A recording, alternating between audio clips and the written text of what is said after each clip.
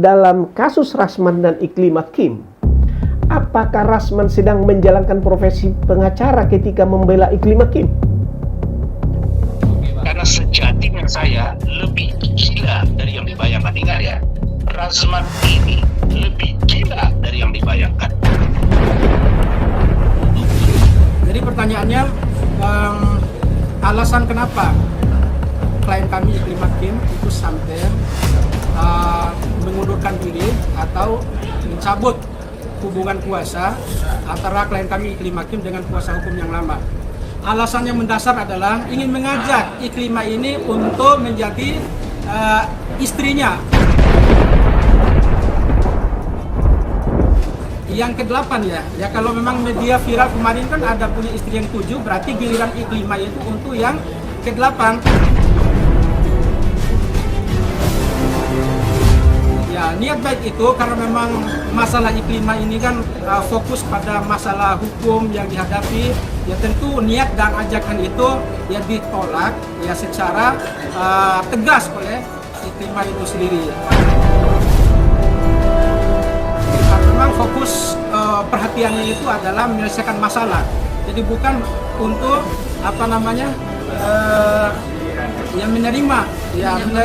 menerima niat baiknya itu untuk diajak menjadi istri yang ke-8.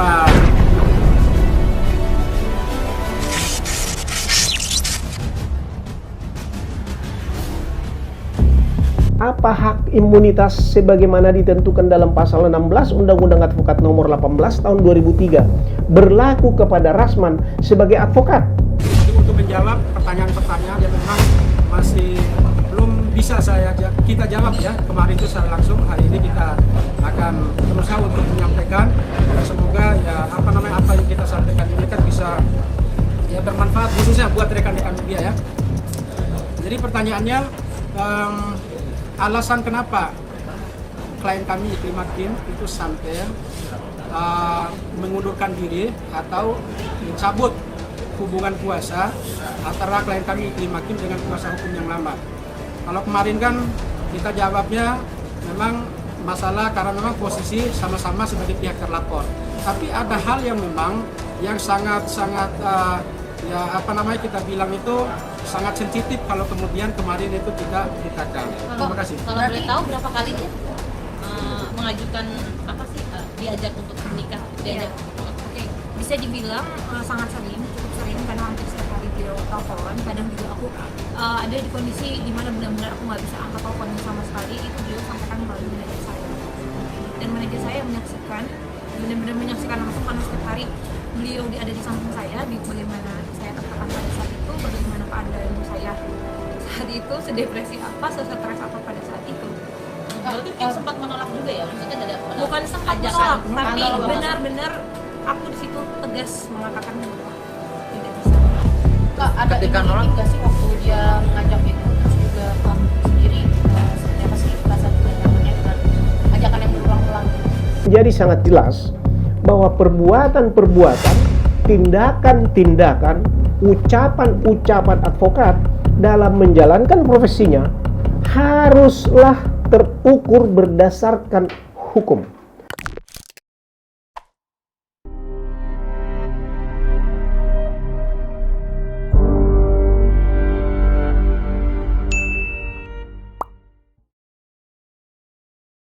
Selamat pagi, selamat siang, selamat sore, selamat malam kepada kawan-kawan dimanapun Anda berada semua. Salam sehat, salam bahagia. Nah, khusus buat Anda yang menonton pada malam ini sambil rebahan, Anda beruntung karena Anda sudah sampai di rumah, sementara yang lain sedang bertarung di lapangan sana. Baik, dalam kasus Iklim Hakim, apakah hak imunitas advokat berlaku untuk Rasman Nasution? 2 hari yang lalu, seperti biasa, sesudah sampai di rumah, saya rebahan, intinya lalu cucu saya datang. Dia ambil handphone saya, ya, dan dia buka. Lalu dia buka YouTube. Oh, lalu rupanya dia lihat di situ video yang sebelumnya saya tonton, yaitu Rasman Nasution sedang ngamuk-ngamuk di pengadilan. Lalu dia tanya, "Opung, is he a lawyer? Like you? Your friend?" What did he say? "I watched him yesterday. And now, I watch him again." Dan saudara-saudara, what happened, Opung? Saya tidak jawab, saya diam, dan dia beralih ke video lain. Lalu saya pikir satu saat nanti cucu saya ini masih kelas 5 SD. Ya, sebentar lagi dia mau kelas 6. Lagi curiosity-nya sangat tinggi. Nah, tetapi pada kesempatan ini, oleh karena ketertarikan saya terhadap kasus Iklim Hakim dengan Rasman ini, maka pada kesempatan ini saya ingin menyampaikan sedikit pembelajaran hukum kepada teman dan sahabat sekalian. Materi ini saya sampaikan kepada sahabat semua. Tentu saya yakin bahwa netizen yang menyaksikan podcast saya ini lebih banyak yang tidak paham tentang hukum, maka saya akan coba menjelaskan dengan satu cara, kalimat-kalimat yang sangat sederhana. Mudah-mudahan saudara-saudara semua dapat memahaminya. Nah, untuk membahas hak imunitas advokat ini, maka saya akan terlebih dahulu menjelaskan siapakah sebenarnya advokat itu. Di dalam pasal 1 Undang-Undang Advokat nomor 18 tahun 2003, saya akan baca di sini. Advokat adalah orang yang berprofesi memberikan jasa hukum, baik di dalam maupun di luar pengadilan, yang memenuhi persyaratan berdasarkan ketentuan undang-undang ini. Dari pasal ini kita bisa pahami bahwa profesi advokat itu adalah yang pertama memberikan jasa hukum. Kemudian di mana? Di dalam maupun di luar pengadilan. Lalu latar belakang advokat tersebut siapa? Kemudian dikatakan harus memenuhi persyaratan. Persyaratan berdasarkan apa? Berdasarkan ketentuan undang-undang. Ada 4 poin yang akan saya coba kupas. Saya akan jelaskan satu persatu. Apa artinya jasa hukum? Pasal 1 ayat 2 dijelaskan bahwa jasa hukum adalah memberikan konsultasi hukum, memberikan bantuan hukum, menjalankan kuasa yang diterima dari kliennya, kemudian mewakili kliennya, mendampingi kliennya dalam perkara pidana misalnya, kemudian membela kliennya, dan yang ketujuh, melakukan tindakan hukum lain untuk kepentingan kliennya tersebut. Itu artinya jasa hukum. Kemudian di dalam maupun di luar pengadilan. Artinya lingkup kerja advokat itu bukan hanya di ruang sidang di pengadilan, ya, tetapi juga di kepolisian misalnya, di kejaksaan misalnya, di pengadilan maupun di lapas, serta atau bahkan di tempat lain di luar pengadilan maupun yang saya sebutkan tadi. Yang ketiga, apa persyaratan untuk menjadi advokat? Yang pertama, harus lulus sarjana hukum. Ya. Kalau kita bicara lulus sarjana hukum dari universitas yang menyelenggarakannya, tentu mesti terdaftar di Dikti. Kemudian mengikuti atau lulus pendidikan profesi advokat. Kemudian disumpah oleh negara melalui Mahkamah Agung, ya, yang didelegasikan di pengadilan tinggi di wilayah tempat tinggalnya. Yang kemudian yang keempat, berdasarkan ketentuan Undang-Undang Nomor 18 Tahun 2003, dikatakan dalam menjalankan profesinya harus mengikuti ketentuan dalam Undang-Undang Advokat itu. Jadi Undang-Undang Nomor 18 Tahun 2000 tersebut tidak boleh lepas dari situ.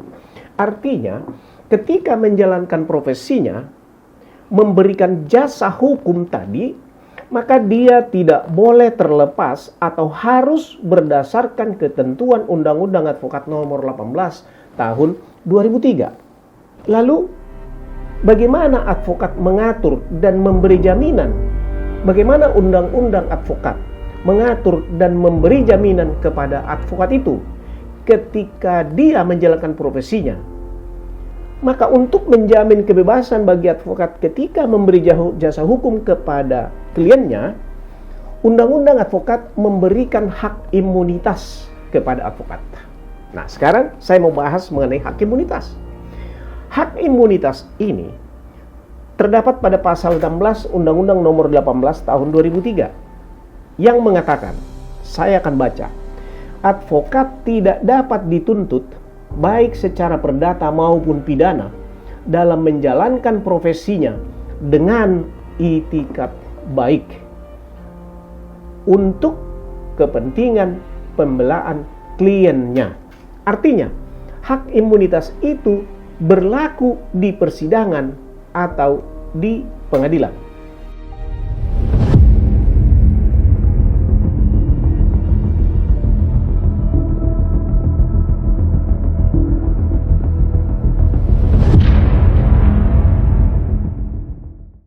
Kemudian, dalam judicial review, Mahkamah Konstitusi mengeluarkan putusan nomor 26 PUU 11 2013. Dinyatakan di sana, saya kutip, bahwa ketentuan pasal 16 Undang-Undang Nomor 18 Tahun 2003 harus dimaknai bahwa advokat tidak dapat dituntut baik secara perdata maupun pidana dalam menjalankan tugas profesinya dengan itikat baik untuk kepentingan pembelaan klien di dalam maupun di luar pengadilan.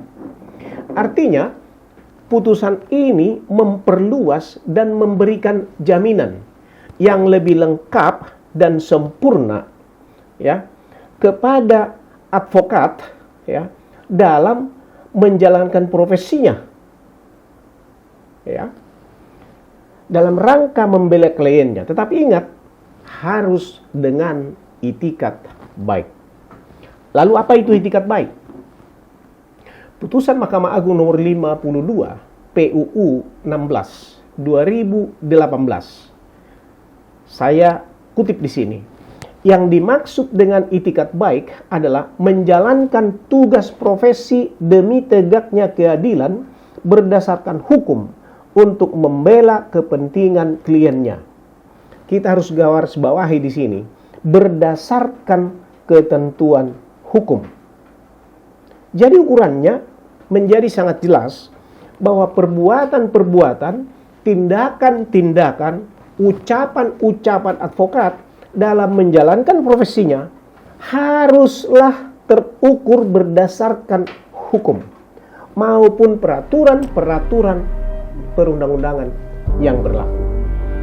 Maka profesi advokat itu terlindungi dengan hak imunitas sepanjang profesi tersebut dijalankan dengan tidak melanggar undang-undang dan peraturan yang berlaku.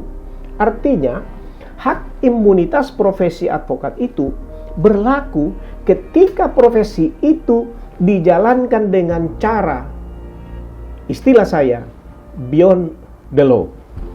Dengan kata lain, pelaksanaan profesi advokat itu tidak tersentuh oleh undang-undang yang membatasinya. Itu artinya beyond the law. Hak imunitas advokat itu bukanlah sesuatu yang diminta-minta, bukan sesuatu yang dituntut, melainkan suatu sifat alamiah dari profesi advokat itu sendiri. Itu yang saya istilahkan tadi dengan beyond the law. Itulah sebabnya profesi advokat itu disebut officium nobile. Para advokat dalam beberapa diskusi ya sering memunculkan istilah officium nobile ini. Artinya profesi yang mulia, agung ya, karena memang sifat alamiahnya agung dan mulia. sehingga hukum tidak bisa menjangkaunya, karena dia itu, maksud saya profesi advokat itu adalah profesi yang agung dan mulia, berada di atas hukum. Nah, supaya jangan salah mengerti apa artinya beyond the law, berada di atas hukum, ini perlu mungkin kita simak, pikirkan agak sedikit lebih pelan. Saya mau jelaskan begini. Hukum dan aturan itu tidaklah mulia. Hukum dan aturan itu tidak agung. Hukum itu hanya cermin yang menunjukkan kesalahan, sesuatu yang mati tanpa roh. Hanya menunjukkan bahwa di wajah kita itu ada kotoran. Profesi officium nobile adalah roh dari cermin itu, sehingga bukan hanya menunjukkan, tetapi memberikan alasan, reason, kenapa ada kotoran di situ. Apa yang harus dilakukan terhadap kotoran di wajah itu, supaya kotoran itu tidak merusak wajah manusianya, supaya kotoran itu tidak merusak wajah orang lain. Sehingga apabila profesi itu dijalankan dengan melanggar hukum maupun aturan, sesungguhnya apa yang dilaksanakan tersebut bukanlah officium nobile, bukan profesi advokat. Dengan kata lain, orangnya mungkin saja seorang anggota organisasi advokat, ada punya kartu anggota yang dikeluarkan oleh organisasinya, akan tetapi dia tidak sedang menjalankan profesi advokat. Mungkin sedang menjalankan profesi perampok, profesi penyamun, profesi preman, dan sebagainya. Dalam kasus Rasman versus Iklim Hakim, setelah menyimak konferensi pers yang dilakukan oleh Iklim Hakim dengan pengacaranya yang baru, rekan Abdul Fakhris, yang mengatakan bahwa yang terjadi adalah malpraktek profesi pengacara dengan tindakan-tindakan yang tidak patut dilakukan oleh seorang pengacara. Saya sangat yakin bahwa rekan Abdul Fakhris ini paham betul apa istilah malpraktek ini. Malpraktek dapat bermakna bahwa yang pertama, profesi yang diperoleh oleh orang yang menjalankan profesi itu diperoleh dengan cara-cara yang ilegal. Yang kedua, profesi itu dijalankan dengan melanggar hukum atau aturan yang berlaku. Yang ketiga, profesinya dijalankan di luar substansi kuasa yang diberikan kepadanya. Kemudian keempat, yang bersangkutan memberikan jasa hukum yang salah sehingga merugikan kliennya. Dalam video saya sebelumnya, ini saya sebut dengan profession sin daripada pengacara, dosa profesi pengacara. Sekedar analogi, karena saya pernah menjadi korban, maka kalau dalam bidang kedokteran, malpraktek ini dapat dimaknai sebagai pertama, dokter atau petugas medis yang menjalankan profesinya tanpa izin yang benar. Kemudian dokter yang memberikan otopsi ataupun tindakan maupun obat yang salah sehingga merugikan pasiennya, bukannya menyembuhkan, maka bahkan menimbulkan penyakit yang baru dan merugikan kliennya. Dengan demikian, dalam kasus Rasman dan Iklim Hakim, apakah Rasman sedang menjalankan profesi pengacara ketika membela Iklim Hakim? Apa hak imunitas sebagaimana ditentukan dalam pasal 16 Undang-Undang Advokat nomor 18 tahun 2003 berlaku kepada Rasman sebagai advokat? Menurut hemat saya, tidak. Konferensi pers itu menunjukkan bahwa Rasman sedang menjalankan kegiatan yang diistilahkan oleh Hotman Paris sebagai buaya darat. dan menggunakan iklim hakim sebagai vehicle untuk tujuan pribadinya. Sehingga di ujung iklim hakim dengan sadar mencabut kuasanya kepada Rasman. Inilah yang terjadi. Oleh sebab itu, saya mau sampaikan kepada rekan-rekan semua bahwa hak imunitas advokat itu adalah bersyarat. Hak imunitas advokat itu tidak mutlak dalam segala tindakan, dalam segala kegiatan. Hak imunitas advokat ini hanya berlaku untuk suatu tindakan-tindakan advokat yang beyond the law. Mudah-mudahan apa yang saya sampaikan yang singkat ini dapat memberikan sedikit edukasi kepada kawan-kawan semua, pada teman-teman semua. Dan saya berharap ada juga Anda yang tidak sepaham dengan saya. Oleh sebab itu saya mengundang sahabat sekalian dapat memberikan komentar tentang apa yang saya sampaikan ini, sehingga boleh menjadi pembelajaran kepada kita semua. Dengan satu pesan, live beyond the law. Salam.